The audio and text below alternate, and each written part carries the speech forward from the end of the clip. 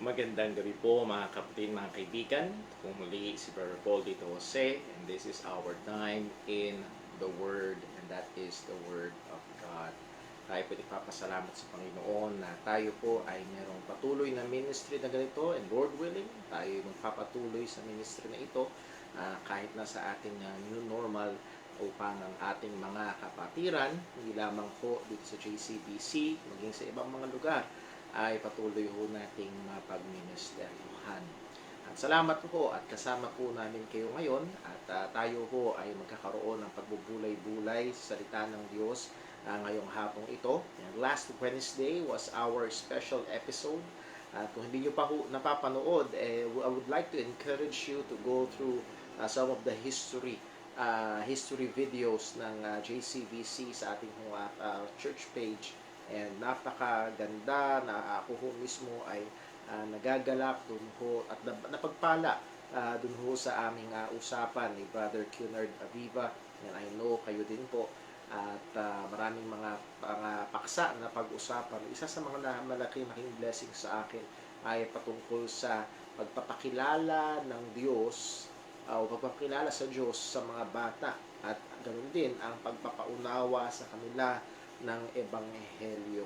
It's very, very good yung sinabi ho ni Brother Cunard, morality is not the gospel. Hindi porket napasunod mo ang bata or naging masunurin ang bata or naging mabait ang bata, okay na sila. No. They need to know Christ. So, isang napakagandang punto noon ay the parental discipline should have a goal, and that is to bring the children to Christ. Not just moral conformity. Hindi lang yung umayon sila sa moralidad na gusto ng magulang, kung hindi hindi makilala nila ang kanilang sarili bilang makasalanan at merong tagapagligtas ng makasalanan.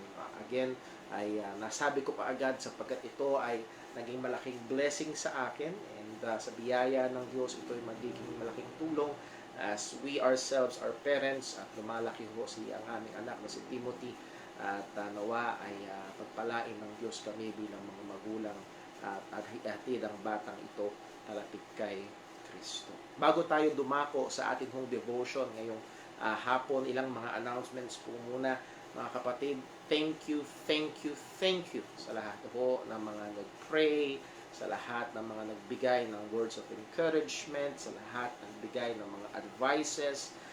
Thank you very much po.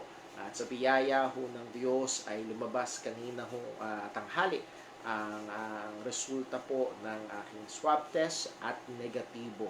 At sa biyaya ng Panginoon ay ang aking asawa at anak na miss ko na for 16 days ay maaari ko na ho, nakapiling ko na. Kanina nakapaglaro na rin kami ni Timothy kanina, at salamat po sa Panginoon sa biyaya niya, sa habag niya, and also sa ating mga kapatiran dito sa JCPC, and also other brethren na patuloy ho na nagpa-pray. Also, gusto po nating ipaalala na ang ating lugar, ang Santa Maria sa loob ng Bulacan, ay under MGCQ na, and with that, sa biyaya ng Panginoon, ay ibig sabihin ang bahay-sambahan ay pwede nang buksan at 50% capacity. At pag-pray ho natin, we are taking all the measures that we can, yung sinasabi ng gobyerno na kailangan gawin upang mabuksan na ho ang pintuan ng ating church, and we are even doing more than that. So, Lord willing, come Sunday, meron na hong ilang mga kapatiran, tingin ko hindi tayo aabot ng 20 sa Sunday, because ino-observe natin yung mga 20 below, hindi pa rin pwede, 60 pataas, hindi pa rin pwede, yung may mga karamdaman, hindi pa rin pwede. Alam niyo bilang pastor, mabigat sa kalooban ko, meron tayong ilang kapatiran nagsabi sa akin, Brother Paul, gusto namin mag-church at kailangan kong payuhan sila na sang-ayon ho sa minabuti ng ating gobyerno upang protektahan tayong mga mamamayan, ay hindi ho maaari. At meron hong mga balita na kung saan nagsusurprise visit ang ilang LGU units o LGU sa mga churches upang tignan kung sumusunod sa patakaran. At ayaw natin na tayo ho ay maging masamang patotoo sa atin hong lipunan. Isa ho sa gagawin ho ng mga dadalo sa church, lahat, kahit ho ako, lahat ng papasok sa pintuan ng ating bahay sa bahan ay sasagutan ho ang form na ito. This is Jesus Christ Baptist Church Health Screening Form. Katulad ito nung pinipil-upan kung kayo napunta sa ospital, ano yung pangalan, edad, contact number, again for contact tracing pag kinailangan, and then pagdideklara kung meron kang nagkaroon ka ng lagnat or ubo, sipon itong nakaraang 14 na araw, and kung travel ka ba sa Philippines. So again, I would like, kaya po sinabi ho ito para maging handa ho kayo mga kapatid. Pag dumating ho kayo, Lord willing, sa Sunday, ay wag ho kayo biglang darating. Magsabi ho muna kayo sa akin. Dapat ho, alam ko ho, para mapaghandaan ho natin, ay magbaon ho kayo ng sarili niyong ballpen. Ayaw ho natin ng pasa-pasa ng ballpen. Magbaon kayo ng sarili niyong inumin or lalagyan ng inumin. Magkakaroon tayo ng water jug pero wala na tayong mga reusable na cups. Magbaon ho tayo. And then, wala rin ho magtitinda ng merienda. Kung kayo ho ay magugutom, magbaon din ho kayo. So, yun ho ang ilang mga bagay na magiging pagbabago ho sa ating gawain. At pag-pray ho natin, meron pa ho mga paghahanda na kailangan gawin upang ang atin hong church ay makapagsimula ng gawain. At ako ho'y excited ang mga kapatiran. Means hindi sila nasanay na lang na okay na to sa bahay, komportable dito, pwedeng nakahilata ka. They're looking forward to be with the brethren, to worship with the brethren, and also to serve one another in the context of the local church, which is very, very biblical, and that should be our desire. But we will do it, Lord willing, as safely as possible. So, pakisama ko patuloy sa prayer po ang mga bagay po na yan. And also, gusto ko rin i-extend ang pakikiramay. Ilang minuto bago tayo umere ho ngayon, ay nag-message ang ating kapatid at kamanggagawa, si Brother Doy Ilo. If you remember, yung January 25, nagkaroon tayo ng conference, Knowing the Bible Conference, at siya yung speaker natin. Isa sa mga deacon sa kanilang church. I understand siya ay deacon at faithful member for long time. Ay pumanaw si Tatay Centeno. Kilala ko siya personally since my Bible school days din sa ABBC. So nakikiramay po kami sa Centeno family and also sa Marikina Valley Bible Baptist Church family. Ay kami po ay nakikiramay po sa inyo. So yun ho ang atin ho mga announcements. Tayo ho ay dadako sa ating time in the Word. At siguro ho ay lahat ho tayo ay nakabasa na o nakapakinig na ng mga katagang world famous. Yan. Minsan ito ay nakakabit sa cookies, world famous cookies. Masikat na sikat. Chips Ahoy. Talagang world famous. A world famous chocolate, world famous pizza, world famous kung ano-ano pa. Ibig sabihin tanyag na tanyag, kilalang kilala kahit saan kang mapunta, kahit saan kang lugar o ang lengguwahe ay kilala ang mga bagay na ito. That's what it means to be world famous. Pagdating ho sa Bible, may mga world famous verses. Sometimes, kahit mga hindi Kristiyano, ay nire-recite ang verse na ito. Maaring sa paraan ng gamit nila ay hindi wasto, pero alam nila. Kagaya ng world famous parable of the Good Samaritan. Kahit mga hindi Kristiyano, ginagamit yung even those phrases, you're a good Samaritan. So alam nila yun. Or yung world famous na mga katagang thou shalt not judge sa Matthew chapter 7. Though most of the time taken out of context, ay alam nila yung verse na yun. Pero isa sa napakagandang alam ng maraming mga tao na talata sa Biblia ay John 3:16. At isa ito sa mga world famous verses. For God so loved the world that He gave His only begotten Son, that whosoever believeth in Him should not perish but have everlasting life. Or isa pa ho sa mga world famous is yung John 8:32, Ye shall know the truth, and the truth shall make you free. At minsan kahit sa mga pelikula ay naririnig ko ang mga kataga po na yan. So again, those famous. Pero meron ho tayong bibigyang pansin ngayong hapon ho ito na isa pa sa mga world famous. Isa ho ito sa mga madalas na binabasa sa mga lamay sa patay kapag merong memorial service para sa isang yumao. Isa ho ito sa madalas na binabasa kapag ang isang tao ay nasa ospital or nasa deathbed. Isa ho ito sa madalas na binabasa, hindi lamang sa mga malulungkot na kalagayan na ho na yun, kung hindi ito ho ay isang talata o isang passage sa Bible o isang awit sa Bible na talagang maraming mga tao na pinaguhugutan ito ng lakas, maraming mga tao na ito ho ay napaka-espesyal sa kanilang ito sapagkat ito ay nagbigay sa kanila ng encouragement sa panahon na sila ay nanghihina.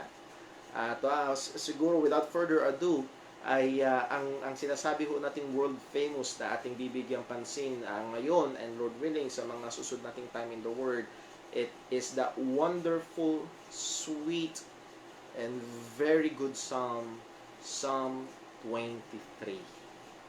Psalm 23. At siguro, binanggit pa lang yung Psalm 23 ay sa isip ng marami ay nagre-recite na yung mga unang, lalo na yung unang verses, The Lord is my shepherd, I shall not want. So kung kayo ho ay may mga Bible, gusto ho kayong aniyahan na buksan ang inyong mga Bible sa Psalm 23. Psalm 23, at itinan ho natin ito, Lord willing, verse by verse, na ngayon, hanggang sa mga susunod nating time in the Word, and this will serve as our devotion. Lord willing, atin hong bibigyang pansin ngayong hapong ito is verse 1. Tignan natin kung hanggang anong oras ho tayo abutin. Nevertheless, let us read the whole psalm and let me issue a challenge. Isa sa mga magandang kabisaduhin. If you have not memorized yet Psalm 23, I would like to encourage you, to challenge you to memorize sa isaulo itong Psalm 23, be it in English or in Tagalog. Ito'y magiging malaking pakinabang sa atin. Ano po? So kung kayo ho ay nakapagbukas na inyong mga Biblia, awit 23, Psalm 23, babasahin ko ho, or pwede nyo akong sabayan dyan sa inyong mga Bible. Let us read. Psalm 23 verse 1 read. The Lord is my shepherd, I shall not want. He maketh me to lie down in green pastures. He leadeth me beside the still waters. He restoreth my soul. He leadeth me in the paths of righteousness for his name's sake. Yea, though I walk through the valley of the shadow of death, I will fear no evil, for thou art with me. Thy rod and thy staff, they comfort me. Thou preparest a table before me in the presence of mine enemies. Thou anointest my head with oil. My cup runneth over. Surely goodness and mercy shall follow me all the days of my life, and I will dwell in the house of the Lord forever. Pagpalain po ng Diyos ang pagkabasa ng kanyang mga salita. Manalangin po tayo. O aming amang Diyos, pinupuri ka namin, pinasasalamatan ka namin, sinasamba ka namin, minamahal ka namin. At narito kami ngayon, Panginoon, nakaharap sa iyong salita. Maaring pamilyar sa aming mga tainga, pero aming hiling, Panginoon, nawa ang pagiging pamilyar ng mga salitang ito ay huwag maging hadlang upang matutunan namin ang mga katotohanan. Upang ito muli ay magbigay sa amin ng lakas, dagdag ng pananampalataya, pag-asa sa iyo, kung paanong ito, Panginoon, ay ginamit mo sa milyong-milyong mga buhay. Panginoon, salamat po. Salamat sa iyong pagbibigay ng lakas at sustento. Salamat po. Salamat po sa lumabas na negative test result sa akin pong sarili. Salamat po. Salamat po sa pag-iingat mo sa aming mga pamilya. ang mahal sa buhay. Salamat po sapagkat ikaw ang aming pastor. Panginoon, kami rin po ay nakikiusap. Sa sandaling ito ay may nakikinig na hindi mo patupa. Hindi pa sumasampalataya sa iyo. O Panginoon, ikaw po ang magdalang habang. Ikaw po nawa ang magligtas. Panginoon, muli sa iyo kami umaasa. Sa iyo kami kumakapit. Bakit wala kaming ibang pastor kundi ikaw lamang. Dalangin namin ito sa pangalan ng aming Panginoong Hesukristo. Amen. Well, mga kapatid, ay ang kagaya ng sinabi ko ho, ang psalm ho na ito ay napakahalaga. Ang psalm ho na ito ay sikat na sikat. At ito ho ay madalas na pinagbubulay-bulayan ng maraming mga tao. At ito ho ay sa maraming mga pagkakataon ay nakikita natin, lalo na yung verse 1, ay maaaring nakikita natin sa mga frames, nakikita natin sa mga pintuan ng mga bahay, nakikita natin maaaring maging sa doormat. Nakita ko na ito minsan nakadikit yung sticker sa jeep or dun sa harapan ng jeep. So again, ay atin itong kilalang kilala itong Psalm 23, particularly that verse 1. And we do believe na ang lahat ng salita ng Diyos ay importante, walang hindi mahalaga. Pero meron talagang mga lugar sa salita ng Panginoon na sabi nga nung isang lumang manunulat ay para bang dinagdagan ng extra, kumbaga taktak ng biyaya ng Panginoon. Mas malasa ng kaunti itong mga ilang parte ng Biblia at naging espesyal sa buhay ng mga mananampalataya. And one of that is Psalm 23. At isa ho sa gusto kong ibigay na atin hong pansin na kaya ho napaka-espesyal nito ay nakikita ho natin, sana sa ating pagbasa pa lang ay napansin natin, kaya ho napaka-espesyal, kaya napakalakas, kaya ho napaka-tamis, kaya ho ito'y pinanggagalingan ng matinding encouragement sa mga mananampalataya, ay kung mapapansin natin is this psalm is very theocentric. When we say theocentric, theo meaning God, centric meaning centered, this psalm is very God-centered. At dito makikita na natin na ang talagang kailangan, ang yearning talaga ng puso ng tao ay hindi yung mga material na bagay, kung hindi ang Diyos. At dinodraw tayo nito sa Panginoon. Brother Paul, paano mo nasabing ang psalm na ito ay very much theocentric or God-centered? Well, kung mapapansin mo natin, so bungad pa lang, the Lord. And then, ang sabi niya, He, God, maketh, He leadeth, for His name's sake. For thou art with me, thy rod, thy staff, thou preparest, thou anointest. I will dwell in the house of the Lord forever. So it is always God, God, God, God. At makikita ho natin dito ang katotohanan na ang Diyos ay aktibong kumikilos, gumagabay, nag-iingat, nagpoprotekta, nagpo-provide para sa kanyang mga mananampalataya. At dito ginamit yung larawan ng tupa at ng pasto, which is a very much fitting picture. And even our Lord Jesus Christ in the New Testament ay makikita natin mamaya use that picture of Him and His believers, tayong mga Kristiyano. So the Lord really is the believer's shepherd. Ang Panginoon, and that is our Lord Jesus Christ, ay tunay ngang ang ating pastor.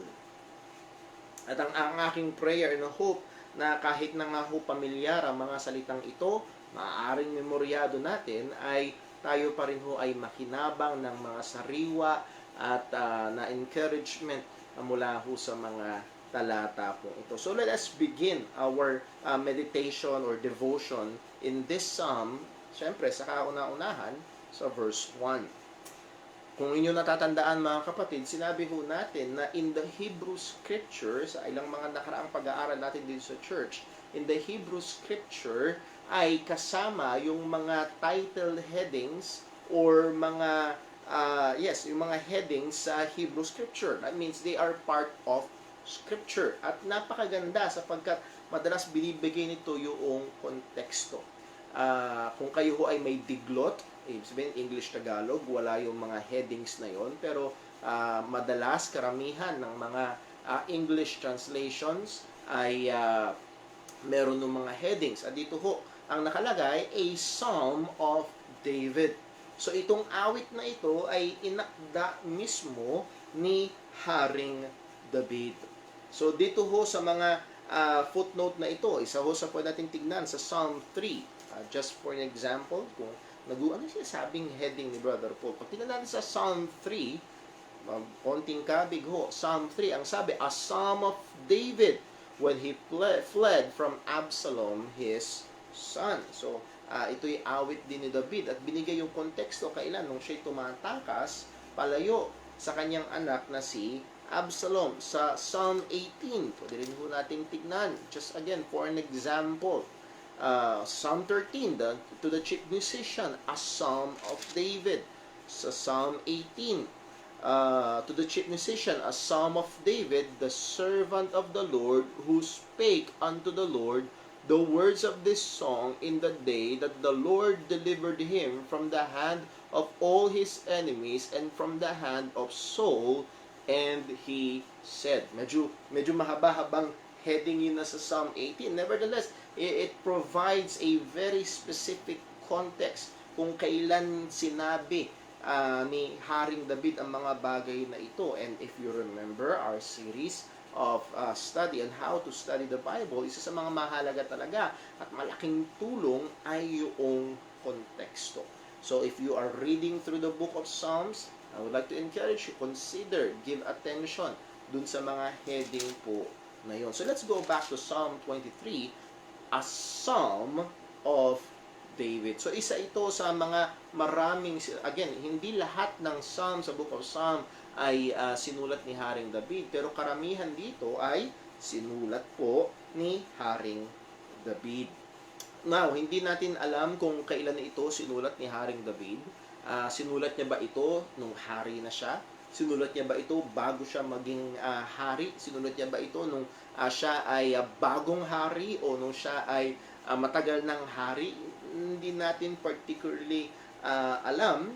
Pero marami hong mga komentarista nagsasabi na higit sa malamang ay sinulat daw ito ni Haring David nung siya ay tumatakbo at nagtatago palayo kay Saul. At isa sa mga pino-point out nila ay yung sinabi ho sa verse number 4, yea, though I walk in the valley of the shadow of death, I will fear no evil, for thou art with me, thy rod and thy staff, they comfort me. So, nagpapakita daw ito na, and then also sa verse number 5, thou preparest a table before me in the presence of mine enemies. So, nagpapakita ito na maraming kaaway, there is the presence of his enemies, the presence of danger, at kahit na lumalakad, nandun yung banta sa kanyang buhay, hindi siya matatakot. At maraming nagsasabi na ang pinaka-fitting daw na context nito ay yung panahon na si David ay tumatakas palayo kay Haring Saul. Now, we don't know for sure, maaari, pero isang magandang katotohanan ay narito si Haring David o narito si David yung kanyang deklarasyon na siya ay ang Diyos ang kanyang pastol. Andun yung kanyang pagdepende, andun yung kanyang hindi lang basta pagdepende, kung hindi pagpapailalim sa Diyos na kanyang pastol. And also, makikita rin ho natin dito mga kapatid, na si Haring David ay isang tao na napaka-passionate sa pangalan ng Panginoon. If you remember the story sa 1 Samuel chapter 17, si Goliath ay nilalait ang army ng Israel, and with that also the name of the God of Israel. At nung narinig niya yun, ay hindi siya nagpapigil. Siya ay nagpagamit sa Panginoon upang gapiin itong si Goliath. At sa pag-aanlagi, sabi niya, sino tong hindi tuli na ito na hinahamak ang Diyos ng Israel o at ang army ng buhay na Diyos.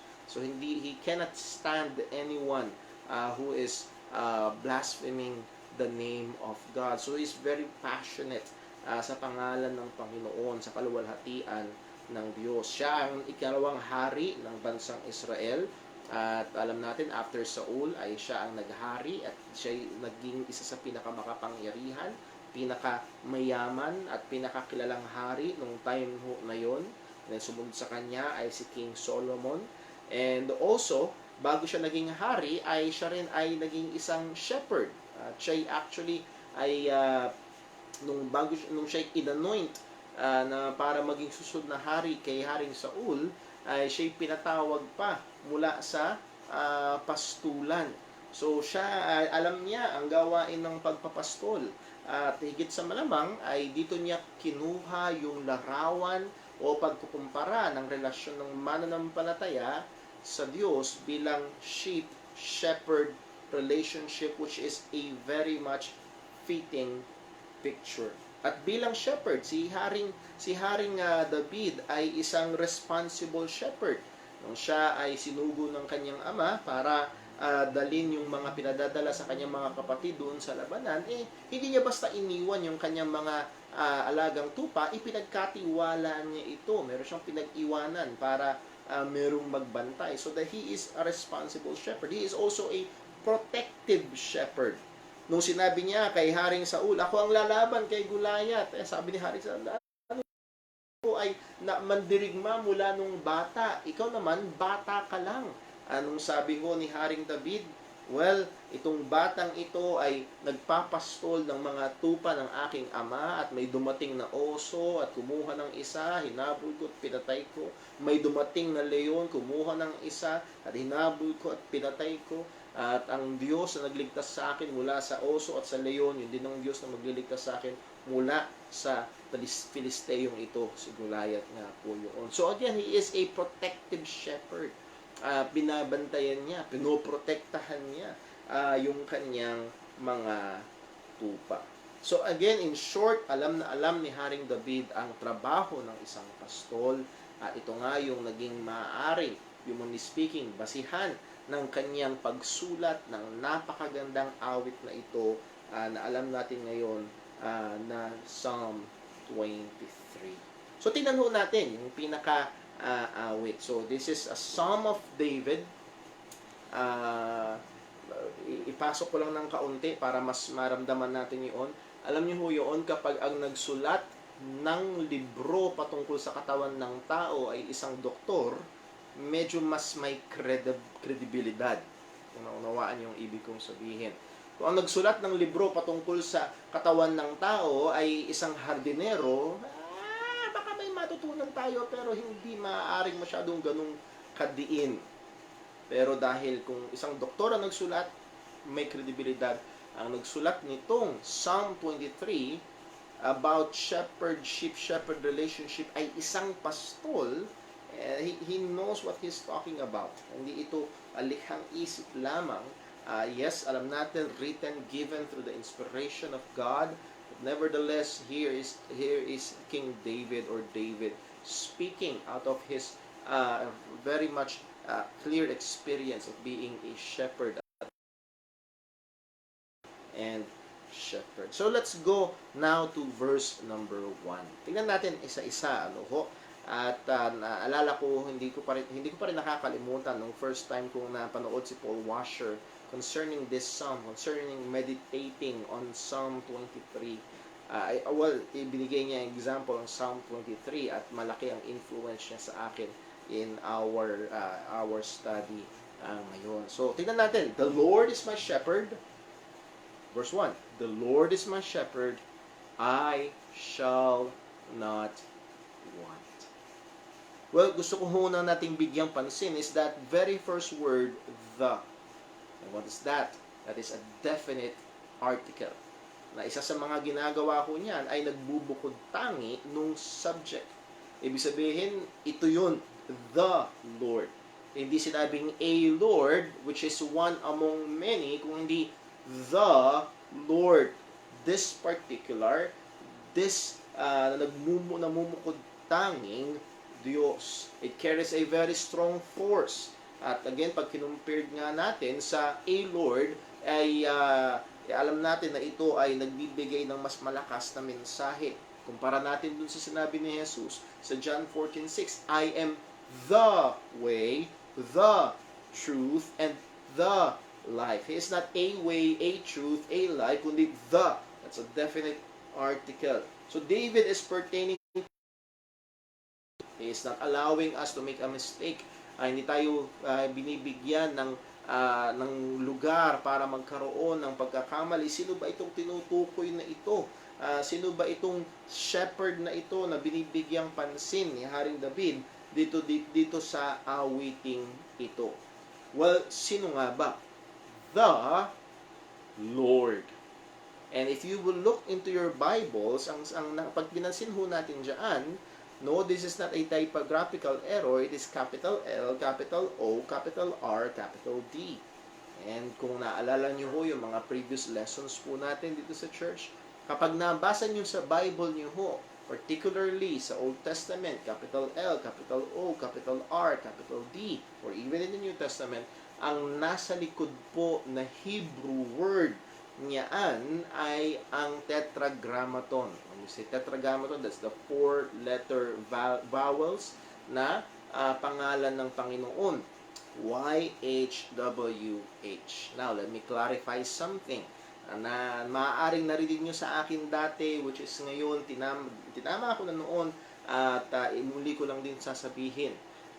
Sapagkat namana ko noon, na naririnig ko sa mga pastor, and sounds good, na kaya daw YHWH, walang vowels, dahil daw iningatan ng Diyos ang kanyang pangalan para hindi mabigkas ng tao. Walang mga vowels. Well, that is based upon a misinformed or lack of information.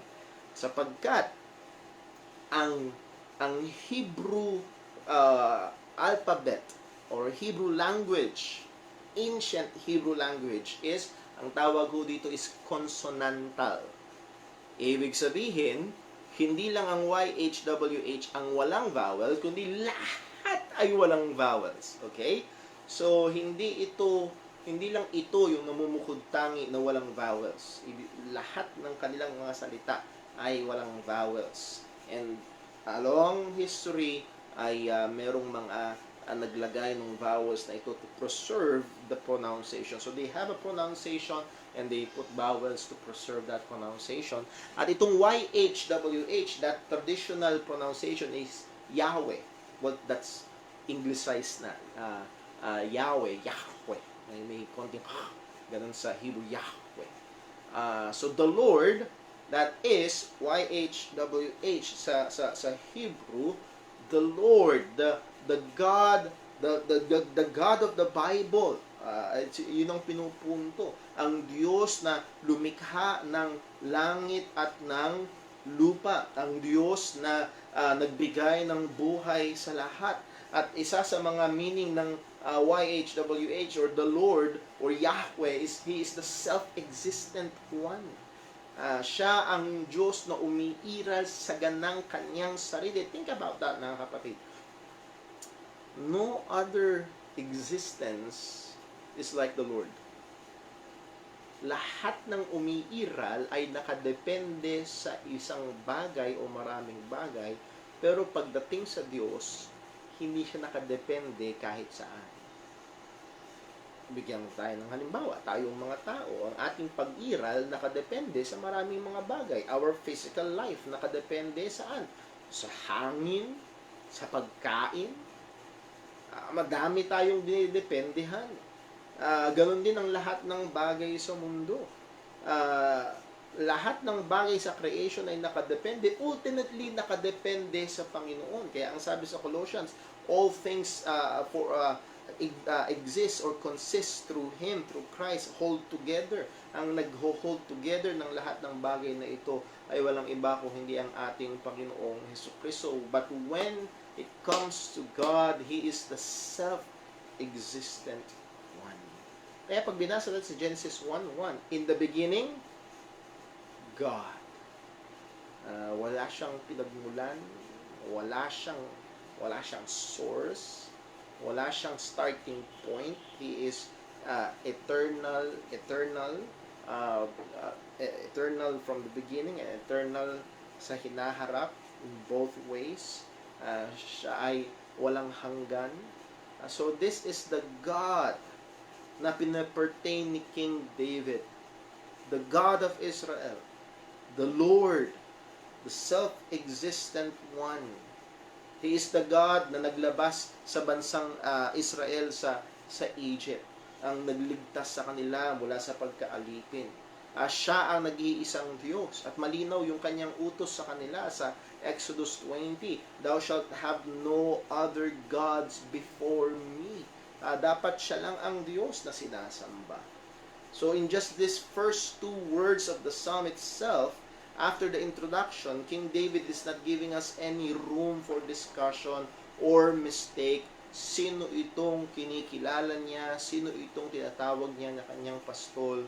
Walang iba kung hindi ang Diyos ng Israel. Ang Diyos na lumalang ng lahat ng bagay. Siya ang Diyos ni Abraham, ni Isaac at ni Jacob. He is the self-existent one. Siya ang Diyos na lumalang ng langit at lupa. Siya ang Diyos ang nagsabing, let there be light. And there was light. This is the Lord. So when you read this psalm again, the Lord, try to imagine or try to recall, not imagine, try to recall in yourself. Kaya subukan natin alalahanin yung bigat, yung nilalaman in that name, Lord Yahweh. He's the self-existent one. And then, ang sabi ni King David, the Lord, what's the next word? Is.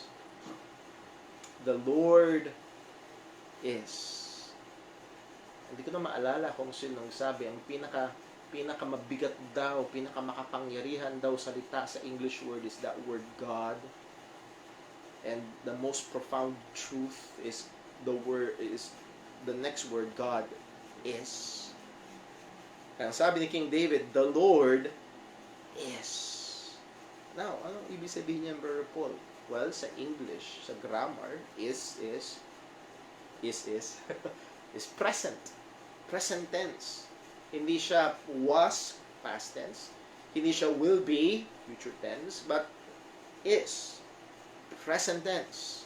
That means the Lord is right here, right now, hindi kahapon, hindi bukas, kung hindi ngayon mismo, kung ikaw ay mananampalataya ni Kristo, kung ikaw ay Kristiyano, kung ikaw ay anak ng Diyos, kung tunay ka na nagsisi ng iyong mga kasalanan at sumampalataya sa Ebanghelyo, sa ginawa ni Kristo sa krus upang bayaran ng iyong mga kasalanan at siya'y muling nabuhay, kung totoo kang nagtitiwala doon, the Lord is your shepherd. Naaaring ito'y kapos na halimbawa. Halimbawa, sinabi sa ng isang tao, you will be rich. Well, that's future tense. You are rich. Present tense. Now, the Lord will not be your shepherd in the future. He is your shepherd right now. At hindi, the Lord will be your shepherd if you are living a good life. But the Lord is your shepherd, even though kahit na ikaw ay bilang Kristiyano, pumapalya, bumabagsak, nagkukulang. Sino ho bang hindi? Meron bang Kristiyanong hindi bumabagsak? Meron bang Kristiyanong hindi nagkukulang?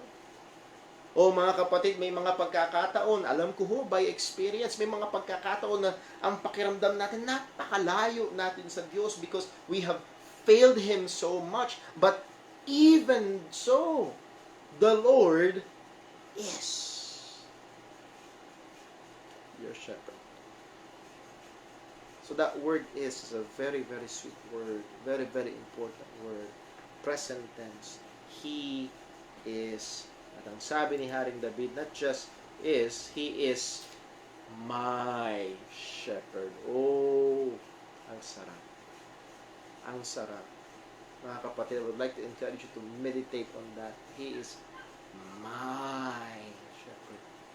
Naalala ko ho, nung kami mga bata pa, isa ko sa mga highlight ng Pasko ho namin ay pupunta kami sa bahay ng aking mga lola at lolo, ang mga magulang ho ng aking ama, at yung mga pagkakataon na may mga padala, may mga balikbayan boxes, may mga padala galing sa Amerika.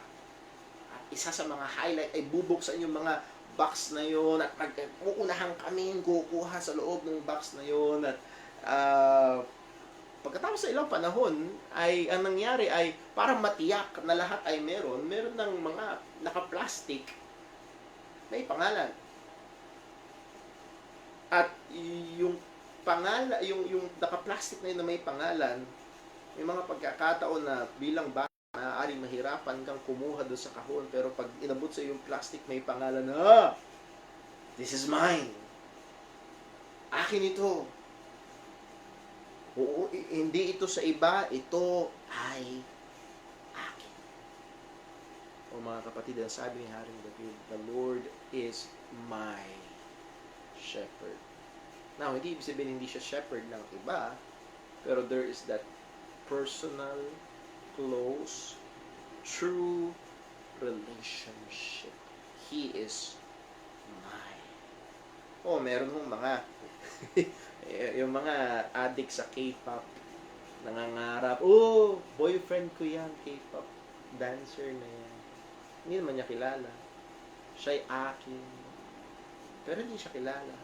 Pero nung sinabi ito ni Haring David, the Lord is my shepherd. There is, hindi lang ito wishful thinking. Hindi lang ito pangarap. This is truth. At kung tayo ay Kristiyano, the Lord is my shepherd. Hindi lang ito wishful thinking. Ito ay isang katotohanan. Ano yung katotohanan? The Lord, the self-existent one, the creator of heaven and earth, the owner, ang nagmamay-ari ng langit at lupa at ng buong sanlilikha, is presently my personally shepherd. Shepherd. Siya ang aking pastor. Siya ay aking pastor. So, siya ang personal na shepherd ko. That means there is this true and living relationship. There's this special kind of relationship between me and the Lord. May relationship sa pagitan namin. Ano ang relationship ng shepherd sa sheep? Ang shepherd ang nagpapakain sa sheep. Ang shepherd ang nagbabantay sa sheep. Ang shepherd ang nagtatanggol sa sheep. Ang shepherd ang nag-lead sa sheep. At actually, lahat ng anong trabaho ng sheep? Sumunod sa shepherd. Dumikit sa shepherd. Dumepende sa shepherd. At pag binasa natin itong muli, pag binasa niyo ho ulit itong Psalm ho na ito, you will see, yes, that is the picture. Puro ang ginagawa ng shepherd para sa sheep at ang ginagawa ng sheep ay ito, dumepende, dumikit sa shepherd. At yun yung makikita natin sa mga susunod. So again, the Lord is my shepherd. Andun yung responsibilidad ng shepherd sa sheep. And also, the sheep to the shepherd. Pero let me, in our ending ho, sa atin ho, devotion ngayon, or near the ending, let me just issue again a challenge. Is He your shepherd? May relasyon ka ba talaga sa Panginoon? You may have religion. You may be attending the church or a church. Maaaring uma-attend ka sa isang lehitimong Christian gospel preaching church. But you yourself ay hindi pa sumasampalataya kay Kristo. Anong sabi ni Jesus? My sheep hear my voice and I know them and they follow me. Kung hindi ka pa sumasampalataya kay Jesus, o kaibigan, ikaw ay nasa delikadong kalagayan at hindi mo masasabi ito ng may taus-pusong pagtitiwala na siya nga ang iyong pastor, sapagkat hindi ka sumasampalataya kay Kristo. So let me challenge you. Believe. Sisi ka sa iyong mga kasalanan at manampalataya ka sa ginawa ni Jesus para sa iyo. Anong sabi ni Jesus sa John chapter 10? Sa John chapter 10 verse 11, I am the good shepherd. The good shepherd giveth his life for his sheep. Manampalataya ka sa ginawa ni Jesus na ibinigay niya. Ibinigay niya ang kanyang buhay na pambayad para sa ating mga kasalanan. Then you can truly say, the Lord is my shepherd. Anong susunod? Medyo magiging mabilis na lang ho tayo. Anong susunod? Ay, nako. Kasi niyo ho, gusto ko lang ikumpara natin. When we say, Lord, self-existent one, the great one of Israel. When you say, I, the dependent one. Yung isa, hindi nakadepende sa kahit ano, larawan ng kapangyarihan. Yung isa naman, nakadepending malabis at larawan ng kahinaan. And that's us. Kailangan nating aminin yun. If you're not the Lord, then you're weak. If we are not the Lord, then we are weak. And sabi nga ho ni Alistair Begg, if dependence is the goal, then weakness is an advantage. Kasi kung masyado kang malakas, hindi ka dedepende. Sabi ho ni Haring David, the Lord is my shepherd, itong mahina, itong kapos, itong hindi nakakaalam ng mangyayari sa hinaharap, itong I na mahina na ito, itong I na limitado na ito, shall, that is future tense, hindi dahil alam ni Haring David yung mangyayari sa hinaharap, hindi dahil alam niya na, walang mangyayaring problema, kaya kong sabihin ito, no? Well, paano niya nasabing, I shall not want, hindi ako mangangailangan, na hindi niya alam yung hinaharap? Well, simply lang, because the Lord is his shepherd. His radical, complete trust in the Lord. Now, hindi ibig sabihin hindi magkakaroon ng problema. Binasa natin ang buhay ni Haring David, ang daming problemang dumating. Madaming mga mabibigat na pagkakataon na dumating. Pero nahandoon yung buong kumpiyansa sa pastol na hindi ka iiwan, sa pastol na hindi ka pabayaan, kung siya nga ay yung pastol. The Lord is my shepherd. I shall not want. Itong mga nakaraang araw ay naging mabigat personally sa akin. Ako ay na-quarantine ng 16 na araw. Nung unang linggo, parang okay na. Then, Wednesday, nagkalagnat. Then, na-quarantine. Then, parang okay na. Tuesday, nagkalagnat ulit. Then, quarantine na. Parang okay na. Monday, nagkalagnat ulit. At, yes, nakakapag-alala. Pero mga kapatid, isa ito sa mga talata na nagbigay sa akin ng lakas. Alam ko, hindi lang ako, meron tayo ilang mga kapatiran na dumadaan sa matinding karamdaman o yung kanilang mahal sa buhay ay dumadaan sa matinding karamdaman. O mga kapatid, may pinapakita nun na tayo ay mahina. At meron tayong oportunidad na patuloy na lumapit, dumepende sa pastol ng ating mga kaluluwa. The Lord is our shepherd. If we are His sheep. So muli mga kapatid, let me encourage you to meditate upon this verse. The greatness, ang kadakilaan ng ating Panginoon. Ang kaliitan natin. Pero maganda nito, even though tayo ay maliit, mahina, God, Yahweh, is our shepherd. And because He is our shepherd, anong magiging resulta? I shall not want. At hindi papalya ang shepherd nating pinagtitiwalaan. Let's pray. Panginoon naming Diyos, aming Ama sa langit, salamat po sa daling ito na meron kami na magbulay-bulay sa iyong salita. Lord, again, these are familiar words, but I hope na naging fresh encouragement sa bawat isa po sa amin. Kung paano mo itong ginamit sa buhay ng milyong-milyong mga mananampalataya ng mga nakaraan. Patuloy mo nawa itong gamitin sa mga buhay ng iyong mga anak. Lalo na sa panahong ito, maraming hindi sigurado. Natatakot kami sa hinaharap. Nagkakaroon pa ba ng gamot ng virus na ito? Paano ang pag-aaral ng mga bata? Paano ang trabaho na nawala ng mga negosyo? Lord, You are our shepherd. And we shall not want.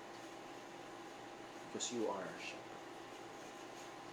Ingatan mo po ang iyong iglesia sa dakong ito, Panginoon. Tulungan mo kami. Bigyan mo kami ng wisdom. Bigyan mo kami ng pag-iingat. Protektahan mo kami. Muli, O Diyos, lahat ng kapurihan ay sa ilamang mauwi. Salamat. Salamat po sa awit na ito. Salamat po na Ikaw ang aming pastor. In Jesus' name we pray. Amen. Salamat po mga kapatid sa lahat ng ating nakasama sa ating time in the Word. Again, Lord willing, this coming Sunday ay magkakaroon pa rin po tayo ng live streaming ng ating gawain. Now, let me just remind us, dahil ito po ay magiging normal o regular na, magiging katulad ng ating regular na gawain pag Sunday, that means ang ating live stream ay magsisimula ng 8:30 ng umaga. Pero po bakit 8:30? Yes, that's the start of our Sunday school. Magkakaroon po tayo ng Sunday school, and then come 10 a.m. or before 10 a.m. ang ating home worship service. At pag-pray ho natin, at nawa maging ready ho tayo. I would advise ang ating mga kapatiran na mag-stay at home. Kung hindi ho kayo kasama sa mga maaaring pumunta dito sa church, or maaaring kayo ho ay pwede, pero ang inyong pamilya ay mas magandang samahan niyo ho at pangunahan niyo sa pagsamba. Nasa desisyon niyo ho yan, lalo na kung mayroong mga prone sa inyong family. Unawaan po natin yan at pag-pray ho natin at suportahan natin yung ating mga gawain. So muli ho, on Sunday, ang live stream ng ating service is from 8:30 to 9:30. That will be our Sunday school. And magre-resume by 10 or maybe quarter to 10 ang ating hong live stream ng worship service. So, ihanda nyo yung mga cellphone kung doon kayo nanonood. Make sure na ito yung naka-full charge para ko ready doon sa medyo mas mahaba-habang panonood. Inaasahan natin ang mga mananampalataya na tutunghay doon sa ating buong gawain. Maging sa panggabing gawain ho at 6 p.m. So, pag-pray ho natin ito mga kapatid. Nawa, ingatan tayo ng Panginoon at ipag-pray natin at ingatan din po ang isa't isa. God bless po. I love you all. I miss you all. God bless us all. Ingat po tayo.